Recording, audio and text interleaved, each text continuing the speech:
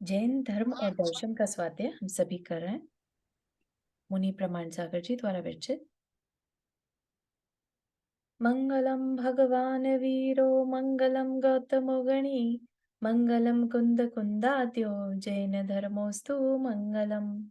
नमो अरिहंताणम नमो सेताणम नमो आयर्याणम नमो उवज्जायाणम नमो लोये सवसाहुणम। पंचपरमेष्ठी भगवान की जय। Everybody do the 9 times Samukar mantra.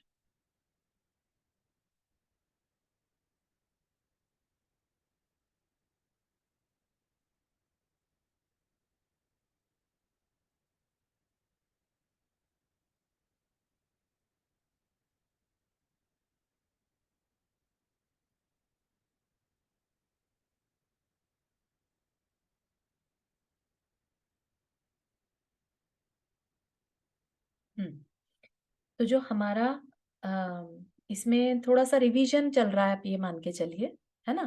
तो रिवीजन में हमने पिछले उसमें देखा था कि जीवों के प्रकार कैसे कैसे हैं, है ना। इंद्रियों की अपेक्षा देखे थे, सेंसेस के अकॉर्डिंगली, या गतियों की अपेक्षा गतियां कैसे हैं, है ना। नारकी होते हैं, देव होते हैं, इस तरह से हमने देखा था। ठीक, अब है कि जीवों के शरीर, है ना। जीवों के शरीर से भी हम उनकी पहचान कर सकते हैं। शरीर से मतलब जैसा नारकी है तो उनका कैसा शरीर है, राइट। ऐसा इस तरह से भी हम यहाँ पर डिफरेंशिएट कर सकते हैं। तो 5 प्रकार के शरीर बताए। ठीक, 5 प्रकार के शरीर में औदारिक, वैक्रियक, आहारक, तेजस और कारमण कारमान। ठीक, औदारिक, औदारिक किसे कहेंगे? जैसा कि हम मनुष्य और तिर्यंच होते हैं ना, तो हमारा जो बॉडी है वो क्या कहलाता है? औदारिक शरीर। जो कि ये स्किन है ना हमारी, हमारे बॉडी के अंदर हार्ड मास है, खून है, मज्जा है, ये सब जो मसल्स हैं, तो ये सिर्फ औदारिक शरीर में होती हैं। ठीक है, तो इस अपेक्षा से मनुष्य और तिर्यंचों का जो शरीर है वो औदारिक शरीर कहा जाएगा। ठीक, वैक्रियक, वैक्रियक किसका होगा? वैक्रियक डिफरेंट होता है औदारिक से। औदारिक की तरह से वैक्रियक में ब्लड होना या बोन्स होना, मसल्स, ये सब कुछ नहीं रहता। ठीक, तो वैक्रियक शरीर और भी बहुत सारी क्वालिटीज रहती है। तो ये मेनली किस में होता है? नारकी और देवों में। ठीक, तो उनके शरीर में इसकी क्या खासियत है? तो ये जो वैक्रियक शरीर होता है एक तरह से विक्रिया, विक्रिया होती है एक तरह की सुपर नेचुरल पावर। ठीक है, वो अपने शरीर को बड़ा छोटा कर सकते हैं। जैसे एक देव है तो वो अपने आप को वानर रूप, एक बर्ड का रूप भी बदल सकते हैं। And these are just examples, any possible. वो एक छोटे से अणु के रूप में भी हो सकते हैं, एटम के रूप में भी बना सकते हैं अपना शरीर। और एक बहुत बड़ा विशाल काय, अगर आपको वो कहानी याद हो विष्णु कुमार मुनिराज की, है ना, राखी, जो रक्षाबंधन का त्योहार आता है अपना, और जो मुनि विष्णु कुमार थे, उन्होंने 700 मुनि राजों के उपसर्ग को दूर किया था। तो उन्होंने क्या किया था? उन्होंने अपने शरीर को बहुत बड़ा बना लिया था, इतना बड़ा कि उनका एक पैर जो है जहां पर रखा है, तो दूसरा पैर जब उठाया तो वो पूरा जम्बू द्वीप को क्रॉस कर गया। इतना मतलब विशाल शरीर भी बनाया जा सकता है। तो विक्रिया इज बेसिकली सुपर नेचुरल। ठीक, और ये जो देव और नारकी होते हैं, अब हम बिलीव करते हैं देव और नारकी में, देव होते हैं, है ना, और नारकी भी होते हैं, राइट। तो देव जो होते हैं ऊपर के जो अम, स्वर्ग होते, स्वर्ग होते हैं, या अंडरग्राउंड ये कह लीजिए, अधोलोक में, जो पाताल लोक कहते हैं ना जिसको, वहां पर भवनवासी रहते हैं। भवनवासी जो देव होते हैं वो वहां रहते हैं। या फिर हमारे जो तारामंडल है, राइट, जो सूर्य चंद्रमा है, वो भी क्या कहा जाता है? देवों के विमान है। ठीक, तो वो भी देव हैं। तो ये सारे जितने भी देव हैं सबका शरीर जो है वैक्रियक होता है। ठीक है, और मनुष्य और तिर्यंच में ये पॉसिबिलिटी है अपने शरीर को चेंज करने की, लेकिन वो कुछ स्पेशल मनुष्यों में ही पॉसिबल है। तपस्या से, जैसे मुनि महाराज हैं, तपस्या के द्वारा उनके अंदर ये शक्ति आ सकती है, सुपरनैचुरल पावर। लेकिन जो नारकी और जो देव हैं, उनमें ये नेचुरल होती है। ठीक है? तो ये वैक्रियक शरीर। फिर है आहारक शरीर। आहारक शरीर क्या होता है? आहारक शरीर होता है जब कोई रिद्धिधारी मुनिराज, ठीक है, उनके अंदर किसी तरह की कोई शंका हुई, कोई क्वेश्चन, कोई क्वेरी आ गई, है ना?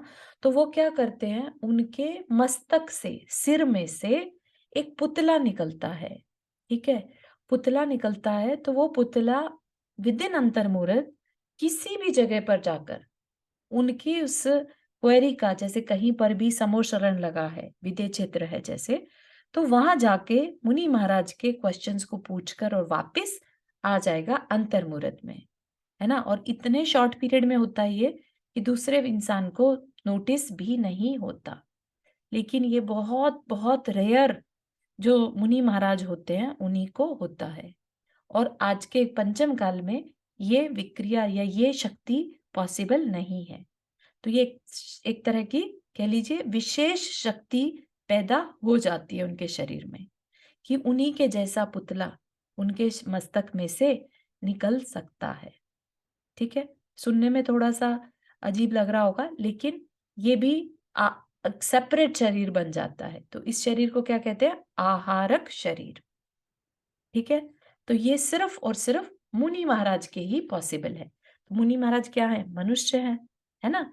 तो जो छठे गुण स्थान वाले जो तपस्वी मुनिराज रहते हैं, उनके पास ये पॉसिबिलिटी हो सकती है। सभी मुनिराज के पास होगी क्या? नहीं, है ना? स्पेशल, और वो भी उस समय जब उनके अंदर बहुत तीव्र इच्छा हो किसी क्वेश्चन को सुनने की, या किसी समोशरण में जाकर नमस्कार करने की, दर्शन करने की तीव्र इच्छा हो। ठीक है? तो वो अपनी जगह खुद ना जाकर अपने पुतले को भेज देते हैं। ठीक है? तो ये आहारक शरीर। फिर है तेजस शरीर। तेजस शरीर होता है, हम सबके अंदर, आपने कभी नोटिस किया हो, एक गर्मी रहती है ना? और कभी मृत शरीर हो जाता है ना, तो वो ठंडा पड़ जाता है ना? ये किस वजह से होता है? हम सबके अंदर एक स्पेशल शरीर होता है जो इवन दो आईज से नहीं दिखता है ना? जिसे हम ऑरा भी कहते हैं, है ना? तो वो ऑरा, वो प्रकाश, वो ऊष्मा, वो गर्मी, वो एनर्जी, वो हम सबके अंदर होती है इस तेजस शरीर के कारण। ये जब तक कि हम सिद्ध नहीं बन जाते, तब तक ये तेजस शरीर आत्मा के साथ रहता है। तो जब भी जीवन होगा, प्राण होंगे, तो तेजस शरीर होगा। और इसी वजह से हर जीव का शरीर जो है वो थोड़ी गर्मी लिए हुए होता है। ठीक है? समझ में आ रहा है? तेजस शरीर। Feel free to ask any question. ठीक है? हम्म। तेजस शरीर स्थूल शरीर से बाहर नहीं निकलता, जैसे हमने पहले बोला था, है ना? आहारक शरीर, आहारक शरीर बाहर जा सकता है, लेकिन तेजस नहीं जाता। लेकिन there is two types of तेजस शरीर विच कैन गो आउट। ठीक है? जो नेचुरल है, जो सबके पास है, वो तो नहीं जाता, लेकिन कुछ परिस्थितियों में एक जो मुनि महाराज हैं, उनके अंदर, लेट्स से, मुनि महाराज तो नहीं कहेंगे, जो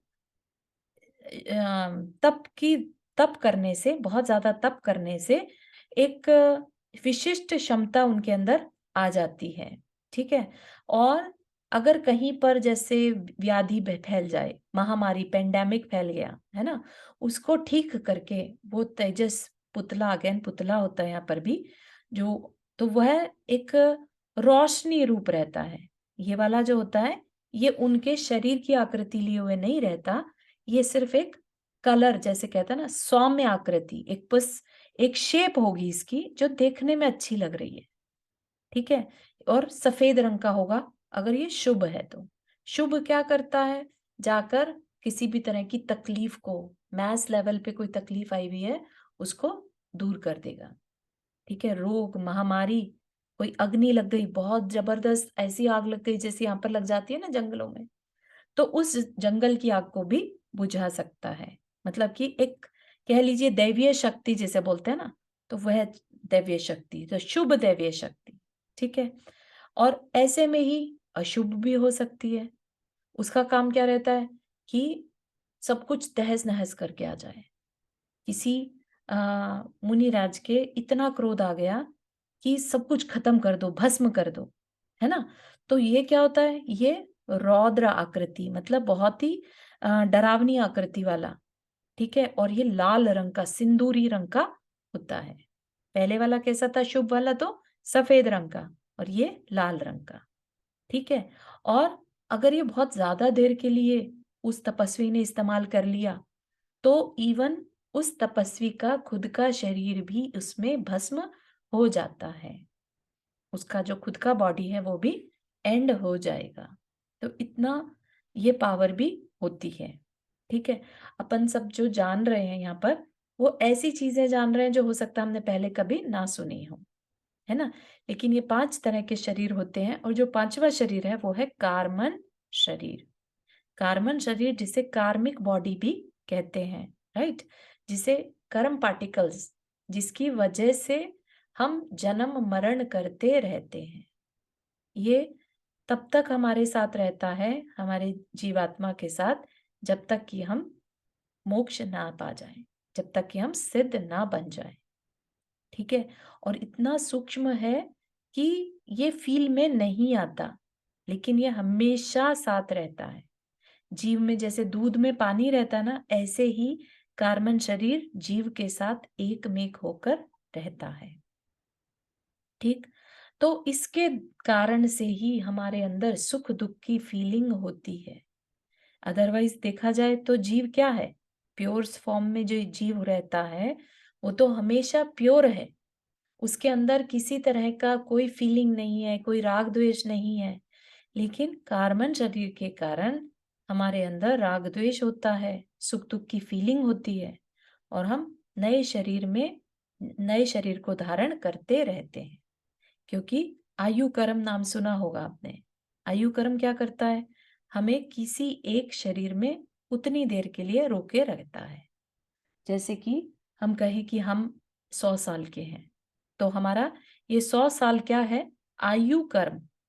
ठीक है, तो कर्म है ना, तो ये कार्बन शरीर के ही उसकी क्वालिटीज हैं। क्वालिटीज में 8 मेन कर्म होते हैं जो हमारे जीवन के लिए डिसाइड करते हैं कि हम कैसा जीवन जिएंगे। हम मनुष्य बनेंगे कि हम नारकी बनेंगे, हम जानवर बनेंगे, हम क्या बनेंगे, ये कर्म डिसाइड करते हैं, है ना? हम कितना सुख भोगेंगे, हम स्त्री बनेंगे कि पुरुष बनेंगे, ये सब कुछ जो है कर्म डिसाइड करते हैं। तो इसलिए हमारे सुख दुख का कारण ये कार्बन शरीर होता है। ठीक है, तो ये जो पांचों शरीर हमने पढ़े, ठीक, तो औदारिक शरीर जन्म से ही होता है। पैदा होते ही जो एक बच्चा है वो शरीर के साथ होता है ना? तो वो शरीर कौन सा है, औदारिक शरीर। ठीक, तो ये मनुष्य तिर्यंचों का हो गया। वैक्रियक शरीर, वह भी जन्म से है। जो देव हैं उनका भी जन्म का स्पेशल बताएंगे, कैसे रहता है देवों का जन्म, किस तरह से होता है। तो वो भी जन्म से उनके वैक्रियक शरीर होता है। और वैक्रियक शरीर तपस्या से भी पॉसिबल है, जो हमने देखा था मुनि विष्णु कुमार के केस में, उनको ये तपस्या करते रहने से पावर मिल गई थी कि वो अपने शरीर को बड़ा छोटा कर सकते थे। ठीक है, तो लब्धि जन्य वर्ड यूज किया। लब्धि होता है कि इसको पाया जा सकता है। ठीक है, वैक्रिक शरीर को जन्म से जो देव और नारकियों के पास होता है, और पावर से, अपनी तपस्या से जो है मनुष्य भी इसे पा सकते हैं। इवन चक्रवर्ती के पास भी जो है 96,000 रानियां होती हैं। तो उन 96,000 रानियों के साथ वो एक चक्रवर्ती जो है वो अपने 96,000 रूप बनाकर उनके साथ रह सकता है। तो एक चक्रवर्ती के अंदर भी ये विक्रिया शक्ति होती है। ठीक है, फिर क्या है आहारक शरीर। आहारक शरीर तो हमने जाना था जिसमें कि मस्तक में से पुतला निकलता है ना, एक हाथ का, और जो क्वेश्चन के आंसर ढूंढकर लेकर वापिस आ जाता है। तो ये एक शक्ति से होता है। ठीक है, ये तीनों शरीर स्थूल हैं जो दिखाई दे सकते हैं। तेजस और कार्बन शरीर जो है वो सूक्ष्म है, यानी कि सिंपल आइज से नहीं दिखाई दे सकते। ठीक है, अब ये बता रहे हैं कि अ, संसारी प्राणी के कम से कम 2 और अधिक से अधिक 4 शरीर होते हैं। ठीक है, 2 शरीरों में कौन से 2 शरीर आ जाएंगे? तेजस और कार्बन शरीर होगा ही होगा। ठीक है, आत्मा के साथ तेजस और कार्बन हमेशा रहते हैं। तो ऐसा कौन सा टाइम है जब औदारिक शरीर तो नहीं है लेकिन तेजस और कार्बन है ना? तो उसके लिए भी आगे बताया जा रहा है, जब हम एक शरीर को छोड़कर दूसरे शरीर को धारण करते हैं, ठीक है, तो हमें कुछ समय लगता है। हालांकि वह समय इतना छोटा है कि पलक झपकने से जितनी देर में हम आइज ब्लिंक करते हैं उतने का असंख्यातवां भाग, मतलब कि उसका 1000th कह लीजिए, इतने समय में जीव जो है दूसरी जगह पर जाकर जन्म ले लेता है। ठीक, लेकिन उतने में भी टाइम तो कहा जाएगा ना, 1000 टाइम भी कहे लेकिन टाइम तो टाइम है। तो उतनी देर के लिए उस शरीर के पास सिर्फ तेजस और कार्बन शरीर होता है। ठीक है, जब तक कि उसने दूसरा शरीर अभी नहीं लिया। ठीक है, फिर उसके बाद जब उसने जन्म लेना है तो या तो आधारिक शरीर लेगा या वैक्रियक शरीर लेगा। ठीक है ना, तो 3 शरीर हो गए।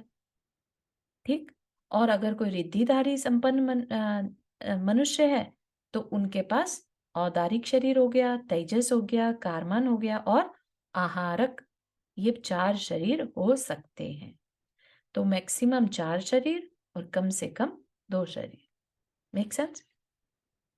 समझ में आ रहा है 2 शरीर कैसे? हम्म,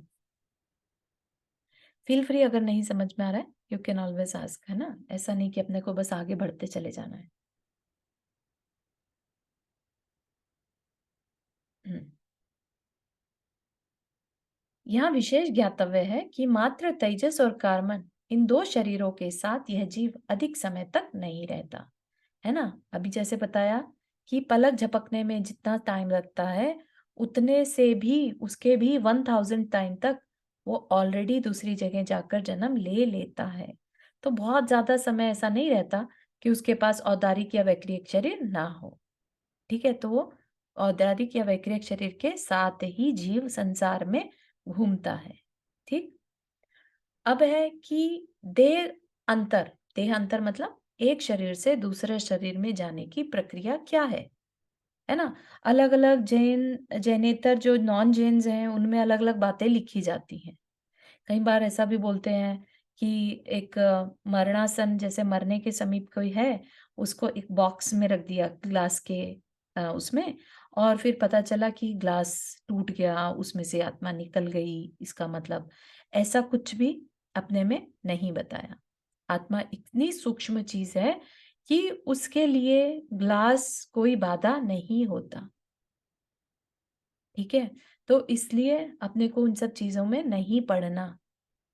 ठीक, तो क्या होगा, हम जब ये शरीर छोड़ेंगे तब हमारा जो अंदर, इस शरीर के अंदर बैठी हुई जो आत्मा है वो प्लस तेजस और कार्बन शरीर, ये 3 शरीर कह रहे हैं, 2 शरीर और एक आत्मा इस जगह से छोड़कर दूसरे शरीर को धारण कर लेगी। जितनी देर तक नहीं धारण करती या जितनी देर तक एक शरीर से दूसरे शरीर में जाने में लगाती है उसको क्या कहते हैं? विग्रह गति। यहाँ पे बताया है, नवीन शरीर धारण करने के लिए होने वाली इस गति को विग्रह गति कहते हैं। ठीक, जैसे कि हवाई जहाज, है ना?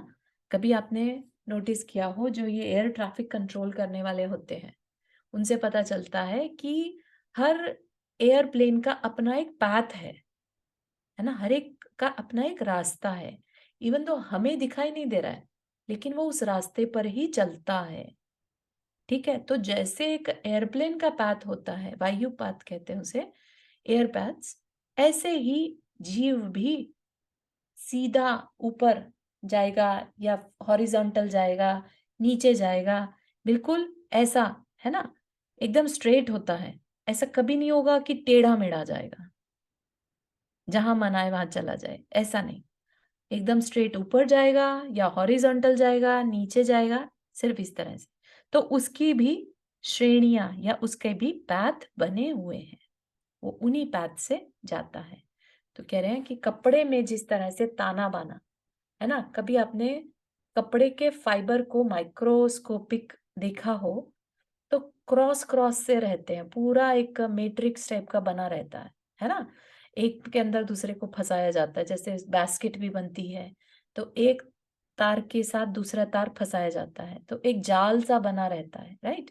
लेकिन पूरा जाल जो है स्ट्रेट होता है ना?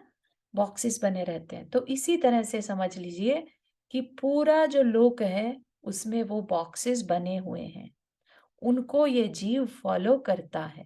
उसको जहां जाना है बहुत तेज गति से वो ऊपर की तरफ जाएगा, फिर हॉरिजॉन्टल जाएगा, फिर नीचे चला जाएगा, या जहां है वहां से हॉरिजॉन्टल चला जाएगा, ठीक है, या ऊपर चला जाएगा, कहीं पर भी जाएगा, लेकिन उन पाथ्स में से ही जाएगा, ठीक है। तो ये जो टर्न लेना होता है इसको मोड़ा कहा जाता है, ठीक है। और फिर इस तरह से जीव जो है अगली अपनी लाइफ में पहुंच जाता है। शरीर निर्माण का क्रम अब है कि ठीक है, शरीर, दूसरा शरीर तो ले लिया, लेकिन शरीर बनता कैसे है ना? कई बार क्वेश्चन ऐसे मन में आ सकता है, राइट? कि जैसे जो इन्फेंट होते हैं, छोटे छोटे जो गर्भ में आते हैं, तो एक बिंदु जैसे दिखाई देते हैं। जैसे हम डॉक्टर्स के पास जाते हैं, अल्ट्रासाउंड कराते हैं, तो एक डॉट सी दिखा देते हैं वो, है ना? उसके बाद फिर वो शरीर बनना शुरू हो जाता है। तो जब वो डॉट दिखने लगती है, क्या हम तब से शरीर जीव का एंट्री माने, क्या क्या माने, है ना? तो ये भी एक क्यूरोसिटी हो सकती है। तो उसके लिए भी जैन शास्त्र में क्या बताया वो जानते हैं। तो क्या कहा कि योनि स्थान में प्रवेश करते ही यह जीव वहां अपने शरीर निर्माण के योग्य पुद्गलों को ग्रहण, क्या मतलब कि अम, शरीर है ना? जीव को अपना शरीर बनाना है। शरीर ऐसे ही तो नहीं बनता, मटेरियल चाहिए, राइट? तो उसको जो बनाने के लिए मटेरियल चाहिए, उस मटेरियल के लिए वो अपनी प्रोसेस शुरू कर देता है इमीडिएटली, जैसे ही उसने उस जगह पर जाने का जाना पहुंचा, राइट? अराइव हुआ, जीव अराइव हो जाता है, उसके बाद उसके शरीर बनने का प्रोसेस शुरू होता है। हमें तो वो बहुत बाद में दिखाई देता है अल्ट्रासाउंड में, ठीक है। तो कुछ एक विशेष प्रोसेस बताया, स्पेशल टाइप का प्रोसेस बताया, जिसे पर्याप्ति कहते हैं।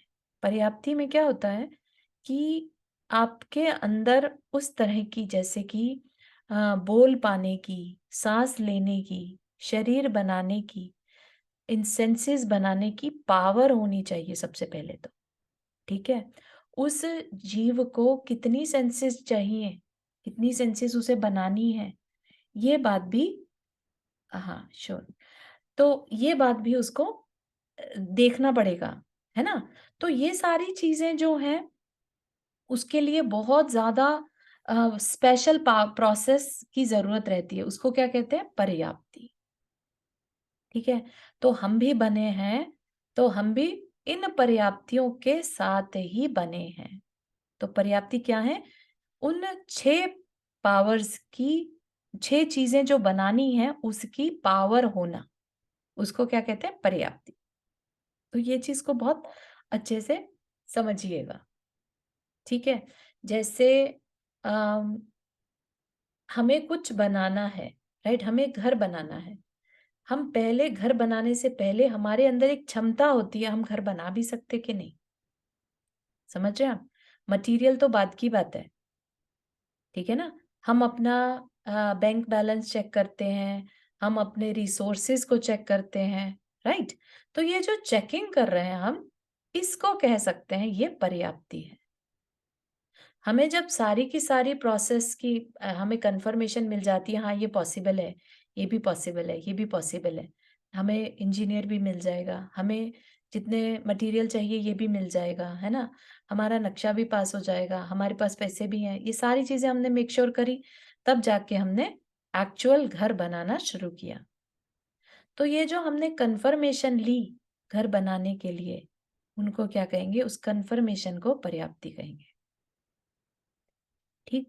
तो इसी तरह से जीव जब अपना शरीर बनाता है, उससे पहले शरीर बनाने की सामर्थ्य उसके अंदर जो है कि नहीं है, उसके अंदर शरीर बनाने की सामर्थ्य आना, वो क्या कहलाता है? पर्याप्ति।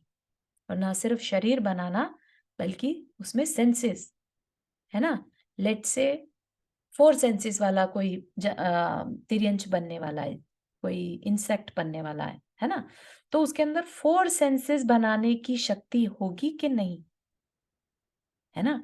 या श्वासोश्वास is breathing in and out, right?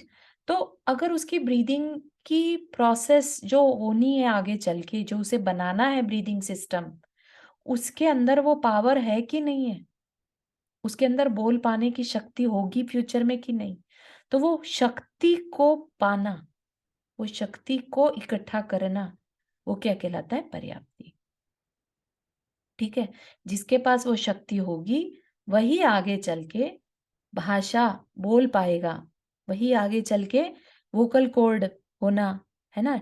अपने अंदर ब्रीदिंग सिस्टम का बनना, राइट? अपने अंदर उन सेंसेस का बनना पॉसिबल हो पाएगा। तो पहले पावर बनती है, फिर वो एक्चुअल फॉर्म लेते हैं। Make sense? तो ये एक बहुत ही नया कॉन्सेप्ट हो सकता है, तो इसको आप बहुत अच्छे से समझिएगा। ठीक है? समझ में आ रहा है? If not then please feel free to ask. ठीक है? तो कई जीव ऐसे होते हैं जो हो सकता है इन पावर्स को पूरा ना कर पाएँ। ठीक है? तो उनको क्या कहते हैं? अपर्याप्तक। और जो इन पावर्स को पूरा कर लेते हैं वो पर्याप्तक। तो अभी शरीर बनना शुरू नहीं हुआ है, लेकिन उसके शरीर बनाने की उसके अंदर शक्ति है। शक्ति का होना ही पर्याप्ति है। ठीक है? तो जिसके अंदर वो शक्ति आ चुकती है, उसको क्या कहते हैं? पर्याप्तक। और जिसमें ऐसी शक्ति नहीं आती है, उससे पहले ही लेट्स से उसका मरण हो जाता है ना? तो उसको क्या कहेंगे? अपर्याप्तक। ठीक है? अब है जन्म। जन्म कैसे होता है? अब ये तो मान लिया कि उसके अंदर शक्ति आ गई, राइट?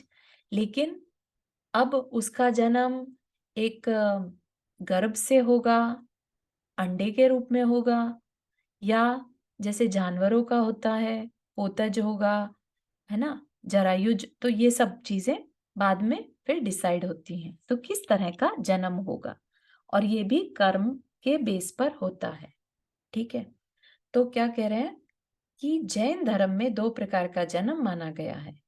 पहला, एक गति से दूसरी गति में जाने पर उत्पत्ति का जो प्रथम समय है, वह जन्म है ना? जो कि अभी हमने बताया, जहाँ पर जाकर जीव पर्याप्तियाँ शुरू करता है। एक तो वो हो गया, और दूसरा हो गया जब जीव गर्भ से निकलता है ना? अपन हमेशा बच्चे का जन्म कब मानते हैं? जब वो गर्भ से बाहर आ जाता है, हम कहते हैं बच्चे का जन्म हो गया। डोंट यू थिंक कि जब वो बच्चा गर्भ में आया, है ना? तब से उसका जन्म माना जाए? तो ये इस अपेक्षा से कह सकते हैं कि जैन धर्म में 2 प्रकार का जन्म बताया। पहला वो जिस समय पर वो योनि स्थान पर पहुंच गया, और दूसरा वो जब वो उस जगह से बाहर आ गया। ठीक? अब योनि निष्क्रमण रूप जन्म से 3 भेद हैं। मतलब कि योनियां 3 प्रकार से पॉसिबल हैं। कैसे? उपपाद योनि होता है जहां पर जाके जीव को जन्म लेना है। ठीक है? उपपाद, गर्भ और समूर्छन। उपपाद क्या होता है कि शरीर जो है वो एकदम से कंप्लीट बॉडी विद इन अंतर्मुहूर्त कंप्लीट बॉडी के साथ पैदा हो जाता है। उपपाद जन्म कहते हैं उसे। जैसे कि देवों का शरीर, देवों का जन्म या नारकियों का जन्म जो है, ऐसा नहीं होता कि उन्हें थोड़ा टाइम गर्भ में रहना पड़े, है ना? अभी देव ऐसे ऐसा नहीं होता कभी भी देव के साथ कि उसके शरीर पूरा बना ही नहीं, कभी भी ऐसा नहीं होता, है ना? देव जब भी जन्म लेता है, उपपाद शैया पर, एक तरह की एक तरह का बेड कह लीजिए, है ना? ऐसे बेड पर बस वो लेटा हुआ होता है और उठकर खड़ा हो जाता है। विदिन अंतर्मुहूर्त, अंतर्मुहूर्त होता है 48 मिनट्स के अंदर-अंदर। तो लेट्स से किसी मनुष्य का मरण हुआ, है ना? और उसे देव बनना है, तो क्या होगा? इधर मनुष्य की फॉर्म में उसका डेथ हुई और उधर विदिन 48 मिनट्स वो एक देव बन जाता है। कंप्लीट एकदम यूथ और बहुत ही सुंदर शरीर विद क्लोथिंग एंड एवरीथिंग, आभूषण के समेत वो उठ के बस खड़ा हो जाता है। ठीक है? तो ये क्या है? उपपाद। और इसी में ही नारकी का कैसे रहता है? उनका भी शरीर विदिन अंतर्मुहूर्त बन जाता है, लेकिन उनका शरीर बड़ा कुरूप होता है, टेढ़ा-मेढ़ा होता है, दुर्गंध वाला होता है, काला होता है, ऐसा। ठीक है? तो एक 16 वर्षीय किशोर की तरह वो एकदम पैदा हो जाते हैं। ठीक है? इसमें किसी माँ-बाप की ज़रूरत नहीं रहती, मेल-फीमेल की ज़रूरत नहीं रहती, सिर्फ उपपाद शैया होनी चाहिए। तो ये उपपाद हो गया। अब है गर्भ। गर्भ मतलब जहाँ स्त्री और पुरुष के मिलने से जन्म हो, उसे क्या कहेंगे? गर्भज, गर्भ से जन्म होना। ठीक? तो ये 3 प्रकार का है, जरायुज, अंडज और पोतज। तो कैसे? जरायुज क्या होता है? जैसे जब अ, जीव पैदा हो, राइट? उस समय उनका शरीर किसी एक पतले से कवरिंग के साथ हो, ठीक है? उस कवरिंग को क्या कहते हैं? जरायु। और मतलब जन्मना, तो जरायु के साथ जन्मना, जन्मा। ठीक? तो ये जरायुज, जैसे मनुष्य, गाय आदि पशु, ये सब जरायुज ही हैं। ठीक? अंडज, अंडा सबको मालूम है, एग। जे कई जीव ऐसे हैं जो एग के थ्रू पैदा होते हैं, है ना? तो अंडों से उत्पन्न होने वाले जीवों को अंडज कहते हैं। ठीक? फिर पोतज, पोतज होते हैं जैसे ही जीव बाहर निकला, इमीडिएटली चलना फिरना शुरू कर दे, उनके ऊपर कोई कवरिंग नहीं होती। ठीक? जैसे हिरन, कंगारू, शेर, खरगोश, चूहा आदि इसी तरह जन्म धारण करते हैं। बस पैदा हुए और चलना फिरना हिलना डुलना शुरू हो गया। ठीक? तो इन तीनों में, तीनों कौन से? जरायुज, अंडज और पोतज। इन तीनों में जो है रज और वीर्य का संयोग की अनिवार्यता है, मतलब मेल एंड फीमेल होना जरूरी है, उसके बिना इनकी उत्पत्ति नहीं होती। इवन जो टेस्ट ट्यूब बेबी है, उसमें भी उसको आर्टिफिशियल तरीके से, है ना, उनका रज और वीर्य को मिलाकर और टेस्ट ट्यूब में बेबी को बड़ा किया जाता है। ठीक है ना? तो ऐसा मत मानिए कि वो कुछ अलग तरह का क्रिएट हो गया। फिर आते हैं सममूर्छन। ठीक है? सममूर्छन ऐसे जीव होते हैं जिनमें कि मेल फीमेल का मिलना जरूरी नहीं है। ठीक है? इसमें क्या होगा कि बाहर के एनवायरनमेंट से, जैसे कई बार आपने मॉइस्चर में जीवों को होते हुए देखा होगा, कई बार दाल आदि में देखा होता है ना, छोटे छोटे इंसेक्ट्स हो जाते हैं, है ना? कई बार तो वो कैसे हैं? दाल बिन बंद थी, कुछ भी नहीं था, एक भी जीव नहीं था पहले उसमें, लेकिन बहुत समय तक दाल पड़ी रहे, रखी रहे, तो उसमें हमें कीड़ा दिखने लगता है ना? तो ये क्या है?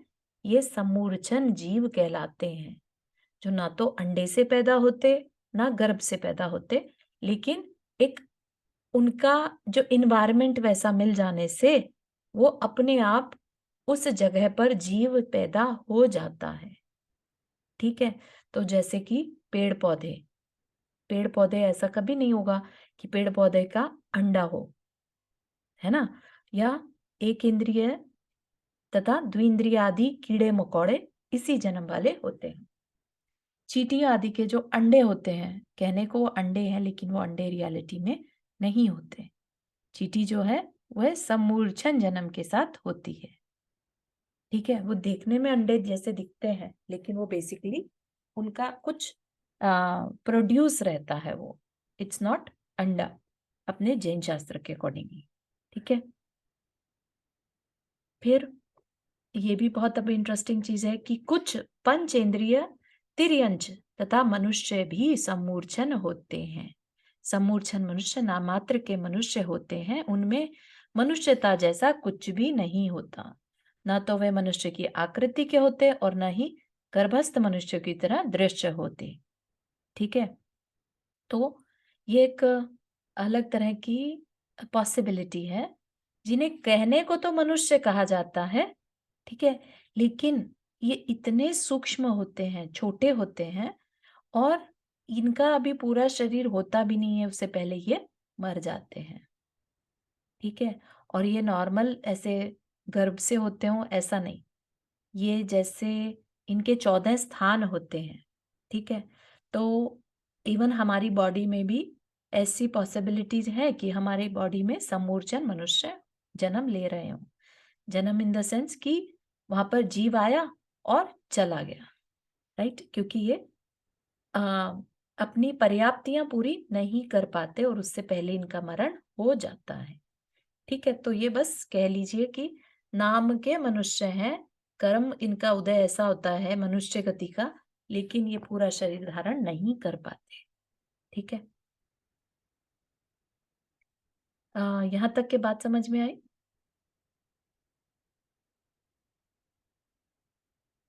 हाँ कामिनी जी, क्लियर हुआ अभी तक का? समझ में आ रहा है? हाँ, सही समझ रहा हूँ। हम्म, बढ़िया। तो इसके बाद जो है अभी तक जो जितनी भी चर्चा थी सारी जीव के बारे में थी। जीव कौन? हम, है ना, अपनी बारे में हम जान रहे थे। अब जरूरी है कि हम अजीव को भी जाने, क्योंकि जीव का अजीव के साथ संबंध होने से हम इस संसार में भटकते हैं। अजीव कैसे? जैसे हमारा शरीर है ना, शरीर क्या है? अजीव है। ठीक है, शरीर किससे बना? कार्बन शरीर जिसे कहा था हमने, वह भी अजीव था, कार्मिक पार्टिकल से बना था।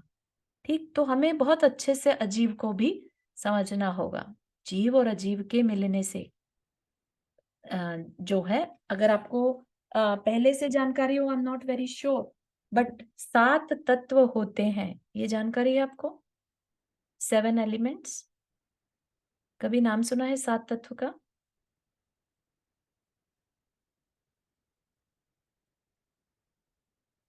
7 तत्व होते हैं जिस जो एक कह लीजिए जीव की यात्रा को बताते हैं। ठीक है, तो जीव होता है, उसका अजीव के साथ संबंध हुआ, तो जीव अजीव। और यह संबंध कैसे होता है? आश्रव, राइट, आश्रव करता है वो कर्मों का, तो आश्रव। फिर उन आश्रव कर्म के आश्रव को उसने रोक लिया, बंद।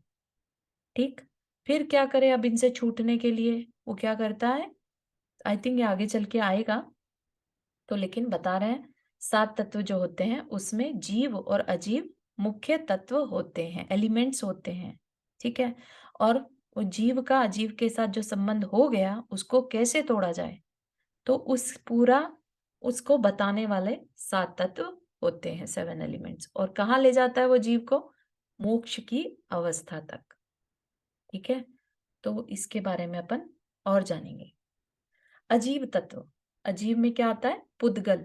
ठीक है, पुद्गल मतलब कि गलना यानी टूटना। ठीक है, तो टूटना और जुड़ना। पुद मतलब जुड़ना और गल मतलब अलग होना।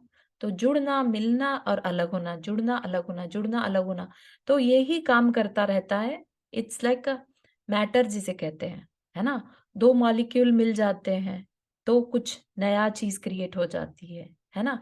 और लेट्स से H2O जिसे बोलते हैं, तो पानी क्रिएट हो गया। ऐसे ही डिफरेंट डिफरेंट एलिमेंट्स मिलकर जो है मैटर, जो है इलेक्ट्रॉन प्रोटॉन से पुद्गल बन जाता है ना? तो ये क्या है? एक अचेतन और मूर्त द्रव्य है। जीव के बारे में जब हम जान रहे थे तो क्या कहा था? जीव क्या है? चेतन है और अमूर्त है।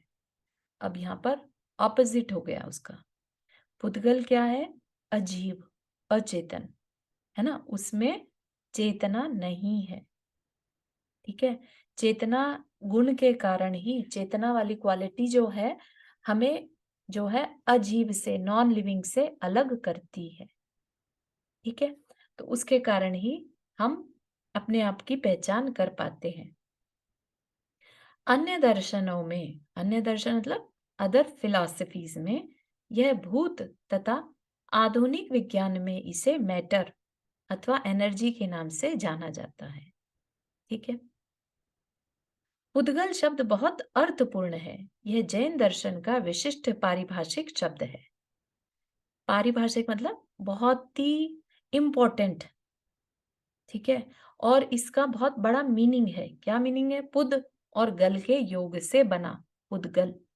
पुद का अर्थ है पूर्ण होना या मिलना, जुड़ना, और गल का अर्थ है गलना, हटना या टूटना। ठीक? तो जो मैटर है, ठीक है, जो एटम बोलते हैं जिसे, राइट? तो वो एटम्स अगर आपस में, उनमें क्वालिटी रहती है कि वो जुड़ सकते हैं, राइट? तो जब वो जुड़ते हैं तो हम उसकी अवस्था को, उसकी उस स्टेज को क्या कहते हैं? स्कंद। ठीक है? स्कंद मतलब एक तरह का क्लस्टर, राइट? एक के ऊपर, जैसे अनियन देखा होगा, एक के ऊपर एक लेयर्स रहती हैं, राइट? या आपने कभी ब्लॉक्स बनाए हो, लेगोस बनाए हो, है ना? एक पीस में दूसरे पीस को जोड़ जोड़ के हम पूरा एक स्ट्रक्चर बना देते हैं, राइट? तो ऐसे ही एटम्स में एटम्स जुड़ते हैं, चाहे वो एटम्स नाइट्रोजन के हों या किसी भी चीज के एलिमेंट्स के अलग अलग हो सकते हैं, राइट? डजंट मैटर, बट उनका जुड़ना, क्लस्टर होना, राइट? तो ये पॉसिबिलिटी पुद्गल में होती है। जीव में ये कुछ नहीं होता। जीव में कभी जुड़ना, अलग होना नहीं होता। जीव अपने आप में पूरा एक रहता है। ठीक है? कभी ऐसा नहीं होगा कि जीव के टुकड़े हो गए। ठीक है? लेकिन पुद्गल के टुकड़े पॉसिबल हैं, इसलिए ये उसकी विशेषता है। ठीक? हाँ, ये वाला पैराग्राफ पूरा कर लेते हैं। That's all we will do it today. इनमें टूट फूट होती रहती है। इस टूटने और जुड़ने को विज्ञान की भाषा में फ्यूजन एंड फिजन कह सकते हैं, है ना? 6 द्रव्यों में एक पुद्गल में ही संश्लिष्ट और विश्लिष्ट होने की क्षमता है, अन्य 5 द्रव्यों में नहीं। संश्लिष्ट और विश्लिष्ट क्या होता है? बेसिकली जुड़ना, जैसे बहुत ज्यादा चीजों को जोड़ दिया जाए, लेगोज का जैसे एग्जाम्पल लिया, राइट? उससे एक स्ट्रक्चर हमने बना लिया, वो हो गया संश्लिष्ट, राइट? अब उस स्ट्रक्चर को हम तोड़ भी तो सकते हैं, राइट? तो उसको तोड़ना क्या कहलाएगा? विश्लिष्ट। ठीक है? उसको अलग कर देना। तो ये जो एक क्वालिटी है, ये सिर्फ और सिर्फ पुद्गल में ही होती है, बाकी के जो द्रव्य हैं उनमें नहीं रहती। ठीक? जो द्रव्य निरंतर मिलता गलता रहे, बनता बिगड़ता रहे, टूटता जुड़ता रहे, वह पुद्गल है। पूर्ण गलन स्वभावी होने से इसकी पुद्गल यह सार्थक संज्ञा है। मतलब इसका जो वर्ड है पुद्गल बिल्कुल एप्रोप्रिएट है, क्योंकि इसमें जुड़ना और अलग होना पॉसिबिलिटी होती है ना? जीव ऐसा नहीं होता कि जीव दूसरे जीव के साथ जाकर चिपक जाए, मिल जाए, ऐसा नहीं। जीव अपने आप में एक इंडिपेंडेंट, एक उसके पीसेस नहीं होते, वो एक सिंगल पीस में रहता है। ठीक है? यहाँ तक के किसी को कुछ पूछना है, शेयर करना है?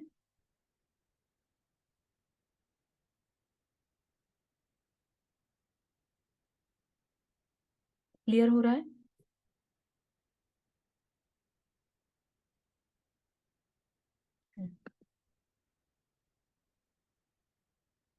Feel free to ask question, even if it is a small question, it's okay. अपन यहाँ पर सब सीख रहे हैं, है ना? और ये क्लैरिटी नहीं रहेगी, ये फंडामेंटल्स हैं, बहुत बेसिक हैं। तो ये अगर आ गया तो आप देखिएगा कि आगे की बड़ी-बड़ी चीज़ें, बड़े-बड़े शास्त्र पढ़ने में अपने को बिल्कुल भी दिक्कत नहीं आएगी, है ना? और हमारी क्लैरिटी भी रहेगी, जब हम दूसरों से बात करें तो हमें पता रहना चाहिए कि जैन शास्त्र में चीज़ों के बारे में क्या बताया है, जीव के बारे में, अजीव के बारे में कैसे बताया है।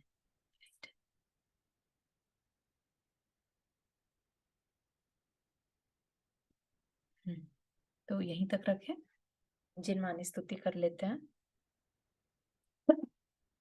जा वाणी के ज्ञान से सूझे लोकालोक, सो वाणी मस्तक धरो सदा देत हो दोख। हे जिन वाणी भारती तो ही जपो दिन रैन, जो तेरा शरण आ गए सो पावे सुख चैन। 9 टाइम्स नमो करनाथ।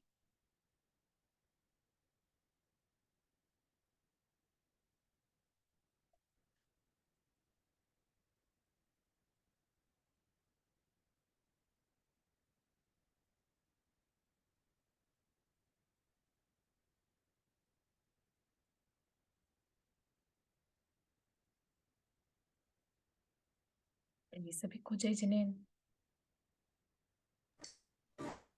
जय जिन जय जिन जय जिनेन्द्र।